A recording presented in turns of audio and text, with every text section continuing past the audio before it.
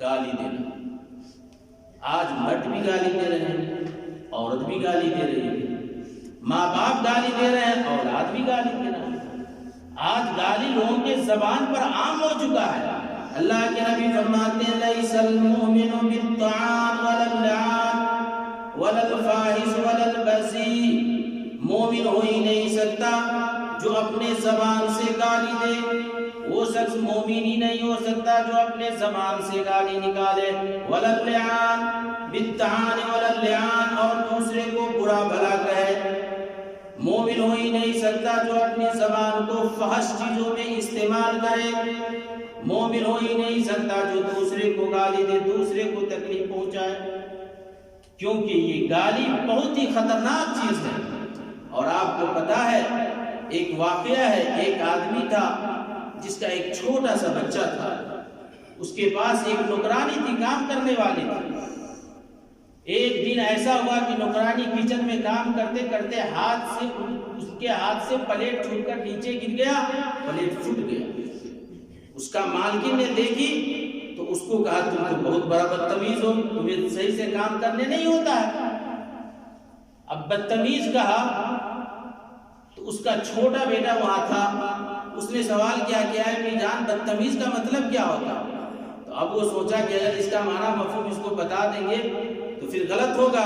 چنانچہ کا بدتمیز کا معنی ہوتا ہے طاقتور.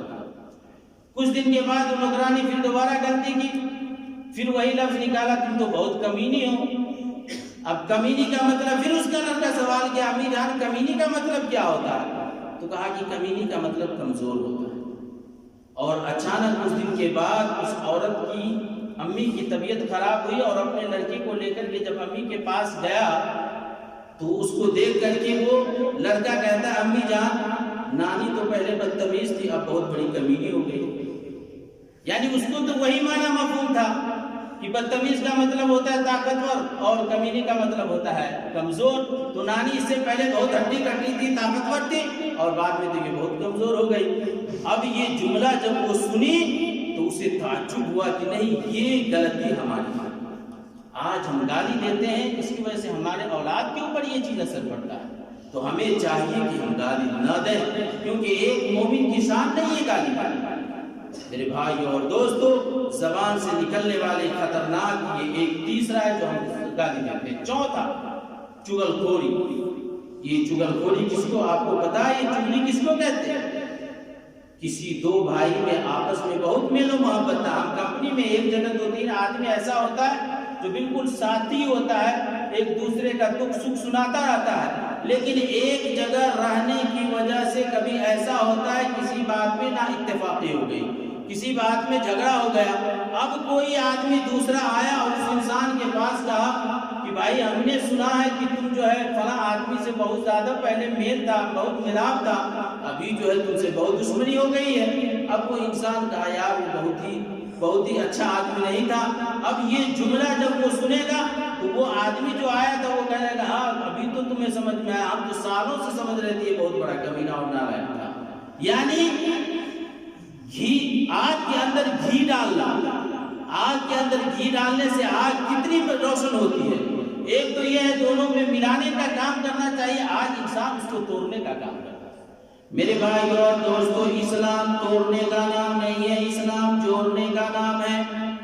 کیونکہ اسلام ہمیں یہ بتاتا ہے اگر تم کھا کے تم 5 وقت کی نماز پڑھنے والے ہو، تہجد کی نماز پڑھنے والے ہو، تسبیح و تحلیل کرنے والے ہو، نوافل اور فرض روزہ رکھنے والے ہو، عمرہ کرنے والے حاجی ہو، لیکن اگر تمہارے اندر یہ عیب پایا جاتا ہے تو تم اچھے انسان نہیں ہو.